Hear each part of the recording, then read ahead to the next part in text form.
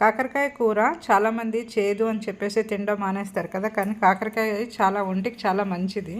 So నేను చేసే విధంగా చేసి చూడండి, చేదు అనేది ఉండదు, పిల్లలు కూడా చాలా ఇష్టంగా తింటారు అండ్ చాలాసార్లు కూడా చేసుకుంటూ ఉంటారు. డెఫినెట్గా ఇది వచ్చేసి లంచ్ బాక్స్లోకి, చపాతీలోకి, లంచ్కి అన్నిటికీ కూడా చాలా బాగుంటుంది కూర. అస్సలు చేదు అనేది ఉండదు, ఒకసారి ట్రై చేయండి మీరు కూడా. సో కాకరకాయలు ఏంటంటే పైన చెక్కులా తీసేసుకుని తర్వాత నేను చూపించే విధంగా ముక్కలు కట్ చేసేయండి. వీటిలో ఉన్న గింజలు తీసేసుకుంటే మనకి చేదు అనేది అస్సలు ఉండదు. సో ఇలా సన్నగా ముక్కలు తరుక్కోవడం వల్ల కూడా మనకి చేదు అనేది ఉండదు. తర్వాత తరిగేసి ఇట్లా నేను చూపించే విధంగా గిన్నెలో వేసేసి కొంచెం పసుపు, ఉప్పు వేసేసి ఒక 5 నిమిషాలు ఉంచేసేయండి. ఉంచిన తర్వాత దీంట్లో చేదంతా దిగిపోతుంది కదా, అప్పుడు ఏంటంటే మనం తీసేసి గట్టిగా పిండేసి మన ముక్కలు సెపరేట్ చేసుకున్నాం అనుకోండి, చేదు అనేది అస్సలు ఉండదు. సో దీనికి కొంచెం ఆయిల్ ఎక్కువే పడుతుంది, చేదు లేకుండా ఉంటే ఫ్రై చేసుకోవాలి కదా. సో అందుకని చెప్పేసి కొంచెం ఆయిల్ ఎక్కువే పడుతుంది. నేను 3-4 స్పూన్స్ ఆయిల్ వేసాను.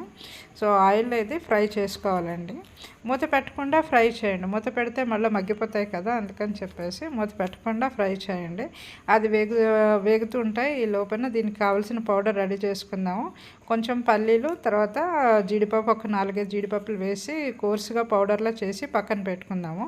సో ఇది చూసారా, ఇలా వేగితే సరిపోతుందండి. దీంట్లో ఇప్పుడు ఏంటంటే ఉప్పు, పసుపు, కారం, ధనియా, జీలకర్ర పౌడరు ఇవి వేసేసుకుని ఒక 2 నిమిషాలు ఫ్రై చేసుకోవాలి. ఆ తర్వాత ఇప్పుడు దీంట్లో ఏంటంటే పచ్చిమిరపకాయలు, మీ దగ్గర కరివేపాకు వేసేసుకున్నా సరిపోతుంటుంది. తర్వాత ఇందులో 2-3 వెల్లుల్లిపాయలు వేసాను. మీకు కావాలంటే ఎక్కువ వేసుకున్నా టేస్ట్ బాగుంటుంది. సో ఫ్లేవర్ కోసమని నేను 2-3 వేసాను. తర్వాత ఉల్లిపాయ, టమాటాలు వేసి వేయించాను. ఇవి కావాలంటే ముందైనా వేసుకోవచ్చు, కాకపోతే కాకరకాయ వేగడం ఇదవుతుంది కదా, టైం పడుతుందని నేను తర్వాత మధ్యలో వేసాను నేను. ఇది వేగిన తర్వాత అవన్నీ టమాటీ, ఉల్లిపాయ మెత్తబడిపోయిన తర్వాత మనం ఆడిపెట్టుకున్న పౌడర్ ఉంది కదా, ఇది వేసేసుకుని జస్ట్ ఇలా కలిపేసుకోవాలి. చూసారా, ఆయిల్ అంతా కూడా అది పీల్చేసుకుంది. కూరకి అసలు ఎంత పీసర్ ఆయిల్ కూడా బయటకు రాకుండా ఉంటుంది. కూర చాలా బాగుంటుంది. ఫైనల్గా కొత్తిమీర వేసేసుకుని డిష్ అవుట్ చేసేసుకుంటే సరిపోతుందండి. ఇంతే. ఇది రైస్లోకి బాగుంటుంది, చపాతీలోకి బాగుంటుంది. మీరు కూడా ఒకసారి ట్రై చేయండి, మీకు ఎలా కుదిరిందో కూడా చెప్పండి.